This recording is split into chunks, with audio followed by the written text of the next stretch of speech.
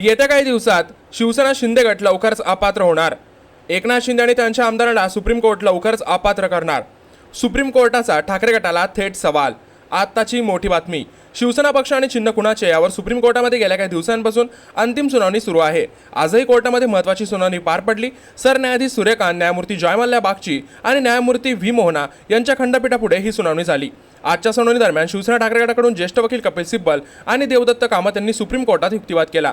यावेळी कपिल सिब्बल यांनी धनुष्यबाण चिन्ह आम्हाला मिळणार असेल तर ते गोठवा अशी मागणी सुप्रीम कोर्टाकडे केली. सुनावणी दरम्यान न्यायमूर्ती जयमल्ल्या बागनी ठाकरे गटाला सवाल केला की जर विधानसभा अध्यक्षांनी शिंदे गटाच्या आमदारांना अपात्र ठरवण्यास नकार देणारा आदेश रद्द केला तर घटनेच्या 10व्या अनुसूची अंतर्गत असलेल्या पक्षांतर बंदी कायद्यानुसार त्यांना परिणामी अपात्र घोषित केले जाऊ शकते का? जयमल्ल्या बागची यावेळी ज्येष्ठ वकील देवदत्त कामत यांना देखील प्रश्न विचारले. ते म्हणाले की सभापतींनी शिंदेच्या आमदारांना अपात्र ठरवले नसताना आणि आता पार पडलेल्या निवडणुकीनंतर ते पुन्हा निवडून आले असतानाही न्यायालय त्यांना आज अपात्रतेचा निकाल देऊ शकते का? आपण आज शिंदेच्या आमदारांना अपात्र घोषित करू शकतो का? अध्यक्षांची भूमिका स्वीकारून त्यांना अपात्र ठरू शकतो का?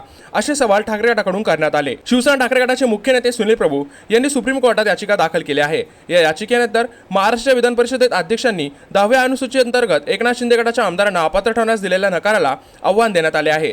याबद्दल तुमचे मत आम्हाला कळून नक्की सांगा. आगामी काळामध्ये सुप्रीम कोर्ट संपूर्ण शिंदे गटाला अपात्र करणार का? याबद्दल तुमचे मत आम्हाला कळून नक्की सांगा. तुमचं सपोर्ट उद्धव ठाकरे एकनाथ शिंदे याबद्दल देखील कमेंट करून नक्की सांगा.